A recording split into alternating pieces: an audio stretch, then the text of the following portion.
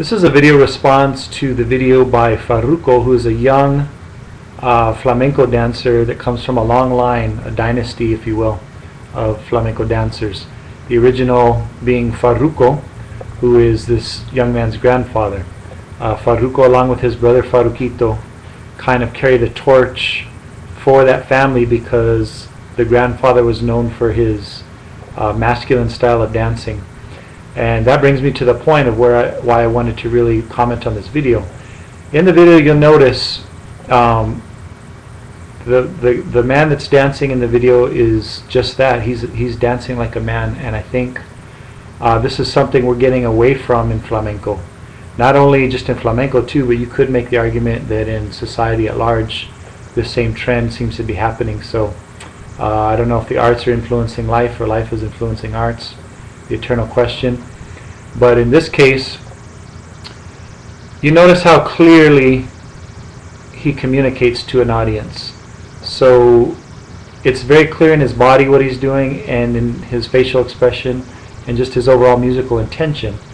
And nowadays you have a lot of people who dance flamenco, and they have so many abilities. They have so much technical prowess and faster feet and all these different kinds of things. However, because I believe we're a little bit confused about what it means to be a man, or what it means to be a woman, or what it means to be masculine, or what it means to be feminine, because we get these things confused, the dancing looks confused too. So you can get somebody out there dancing who's technically brilliant, can do many turns, manipulate their body any number of ways, and I think those are good things. I think you should, until you die, if you're a flamenco dancer, you should be striving to be as diverse as possible with the things that you can do. It just gives you a bigger vocabulary to draw from. However, you have to also say something, and for you to say something, you have to have a real sense of yourself and know who you are. So for example, if a woman were dancing like we see this young man dancing, it would just come across as a woman trying to look like a man, really, because to a lot of people that's what strength is, to act like a man, even if you're not a man, which doesn't make any sense to me personally. And it happens on the other end too.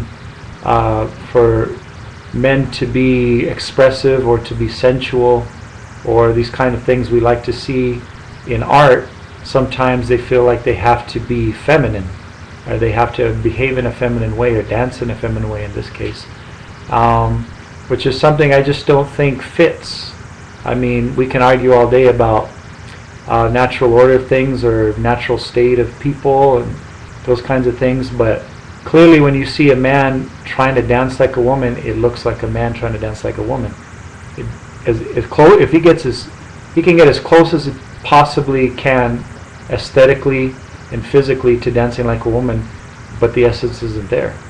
And I think trying to pretend that you know what it is to dance like a woman, or means you're actually trying to say that you experience life or understand the experience of life as a woman, and vice versa. If you're a woman who tries to dance like a man, you might nail it in terms of the aesthetic and power and all these different things in your feet.